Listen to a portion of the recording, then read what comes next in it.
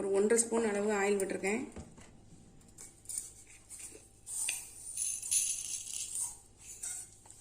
கடுகு உளுந்தம் பருப்பு ஒரு 1/2 டீஸ்பூன், கடலைப்பருப்பு ஒரு 1/2 டீஸ்பூன், நிலக்கடலை பருப்பு ஒரு டீஸ்பூன். இது நல்லா வறுத்து எடுத்துடலாம்.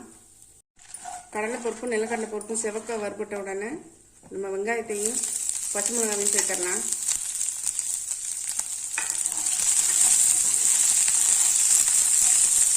காரம் வேணும்னா இதே இருக்கட்டும். பச்சை மிளகாய் நான் கொஞ்சம் ஒரு 1/4 டீஸ்பூன் அளவு தனி மிளகாய் தூள் சேர்த்துக்கிறேன். உங்களுக்கு காரத்துக்கு தகுந்த மாதிரி கூட்டியோ குறைச்சோ போட்டுக்கோங்க.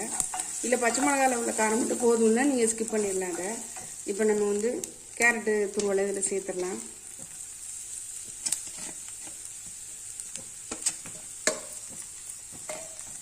நல்லா கலந்து விட்டுருங்க. இது தேவையான அளவு உப்பு சேர்த்துடலாம். உப்பு சாதத்துக்கு போடல, அதனால சாதத்துக்கு சேர்த்தே நான் இதில் போட்டுடுறேன். நீங்கள் சாதத்தில் உப்பு போட்டு ஆக்கிறதா இருந்தால் கம்மியாக போட்டுக்கோங்க.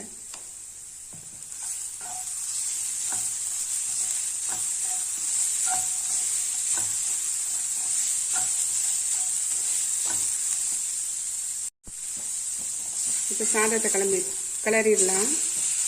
சாதம் போடும்போது சிம்மில் வச்சுக்கோங்க நல்லா அடுப்பை.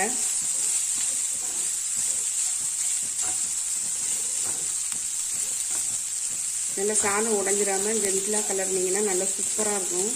இது ஒரு பேச்சுலருக்கான டிஷ்ஷு. பேச்சுலர்னால் ஈஸியாக அதை செஞ்சிடலாம்.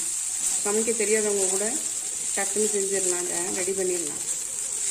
ஒரு சிப்ஸோ உருளைக்கிழங்கு பொரியலோ உருளைக்கிழங்கு ஃப்ரையோ அதை வச்சு சாப்பிட்டோம்னு வச்சுக்கோங்க, சூப்பராக இருக்கும். அவ்வளோதாங்க. இந்த கொத்தமல்லி தழை தூவிடலாம்.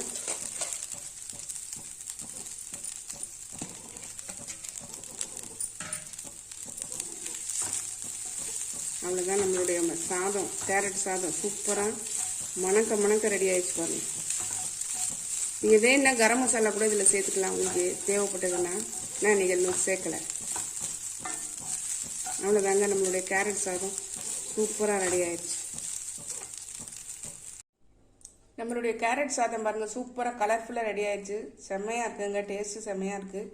டக்குன்னு எல்லாம் ரெடி பண்ணி வச்சுருந்தோம்னா 10 நிமிஷத்தில் நம்ம இந்த சாதத்தை செஞ்சிடலாம்.